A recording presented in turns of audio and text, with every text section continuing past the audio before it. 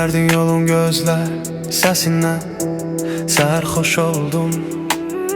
Belirsiz yaşam deyiləm, başlıksız kitap kimiyəm. Yaz ismin bu sevgini, yaz kimisiz olduq. İnanmasınlar insanlar sevgimizi necə qoruduq.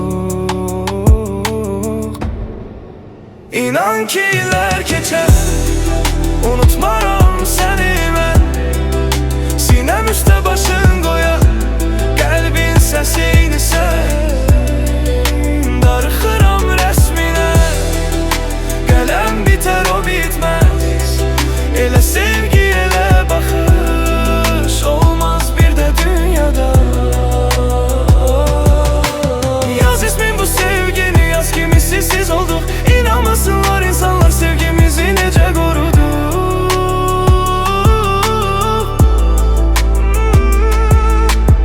İnan ki iller keçə, unutmaram səni mən. Sinem üstə başın qoya, qəlbin səsi eyni sən hə.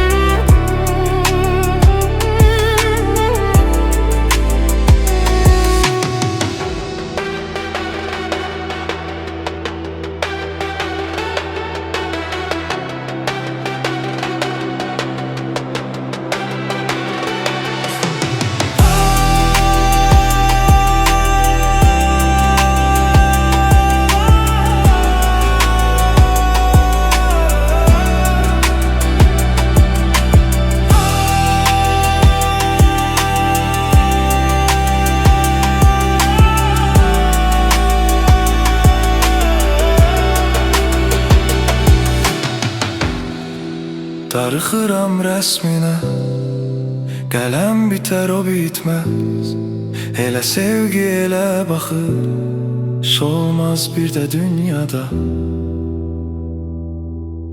Günlərdə yolun gözlər səsindən sərxoş oldum. Belirsiz yaşam deyiləm, başlıksız kitap kimiyəm.